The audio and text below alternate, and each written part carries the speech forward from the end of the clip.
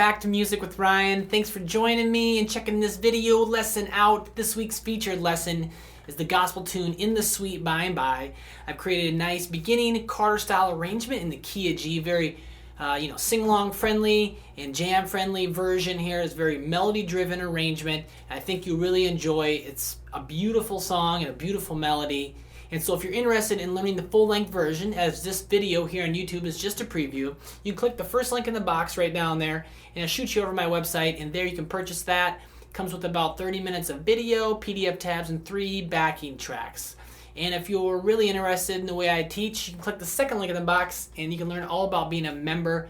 And for a monthly or yearly fee, you can access everything at the site. I have over 220 lessons available.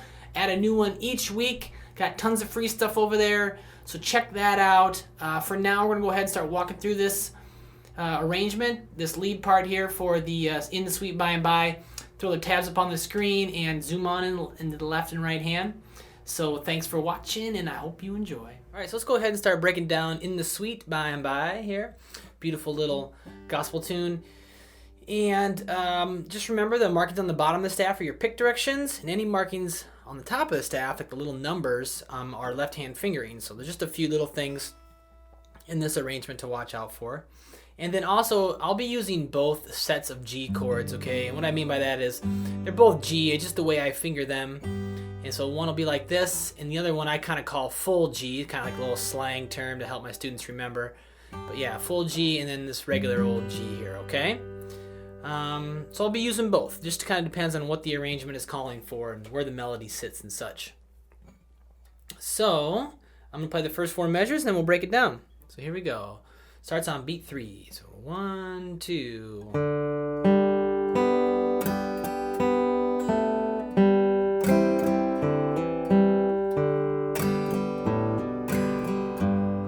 And I ended on the first beat of measure 5. Again, 1, 2. All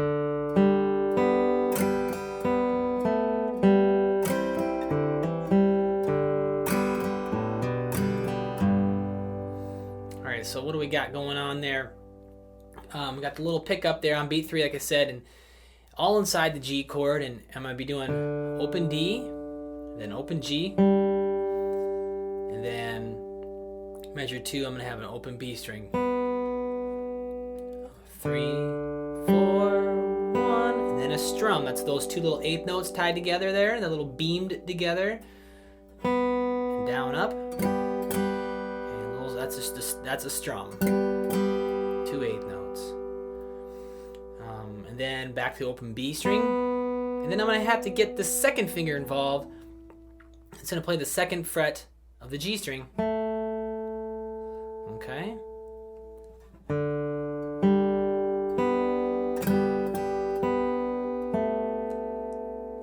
I just moved, I kept all these guys down, and I just moved that 2nd finger there. And I like when it all rings, I don't like, I like it when it all rings here.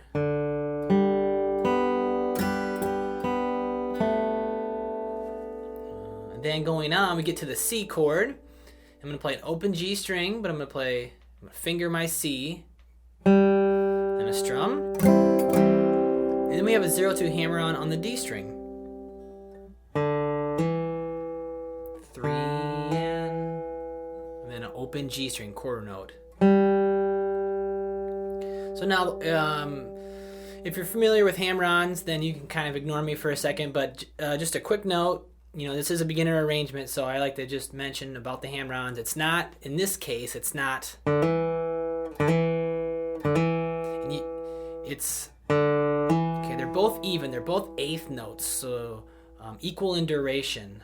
3 and to get that hammer on, you really have to slam that 2nd finger on there. So if you haven't really done much of it, you got to develop a little strength, okay? Some of you will say, you won't get much noise at first, but really got to slam it on there, okay?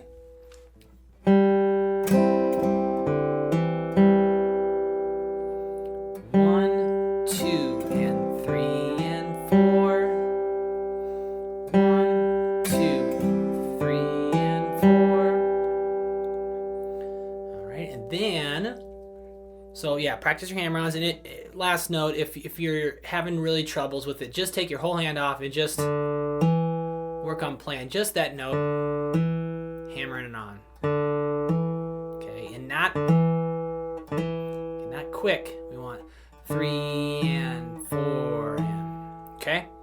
All right, so let's move on here to the last measure in that line. So we get back to our G chord. We're gonna play an open D string, strum, and a 0-2 hammer on the A. Whoops. Then another strum. And you might have to move this third finger off to get that. I probably had that. I moved my third finger from the low E so it didn't get in the way. That's all that measure is. 1, 2, and 3, and 4.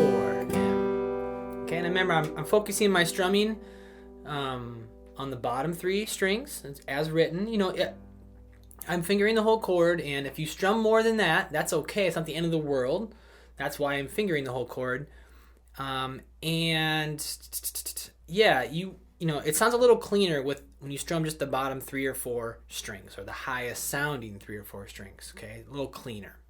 But it's not the end of the world if you hit the other strings. So all 3 of those measures in context. 1, 2, ready, go.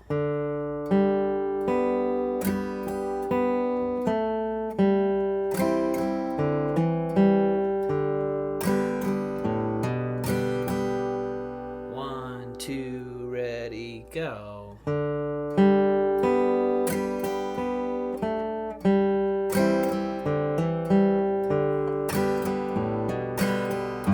And I landed on the first beat of measure 5. Last time up to speed. 1, 2. All